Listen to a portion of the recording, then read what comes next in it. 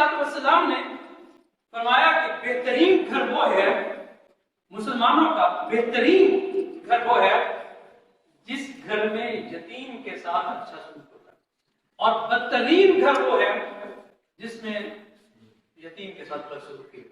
आप अलैहिस्सलाम ने यतीमों की कफालत की, दूसरों को भी तरगीब दी और खुद अपना उसवा, अपना नमूना पेश किया। आप अलैहिस्सलाम ने इरशाद फरमाया कि जो शख्स फौत हो जाए और अपने पीछे माल छोड़ जाए तो वो माल मुरसा का है, जाहिर विरासत में तकसीम होगा। और अगर वो मुतवफ़ी फौत होने वाला माल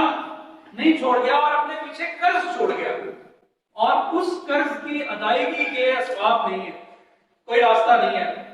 आप अलैहिस्सलाम ने इरशाद फरमाया कि उसका कर्ज मैं अदा करूंगा और उसके अहलो अयाल की कफालत का भी मैं जिम्मेदार हूं।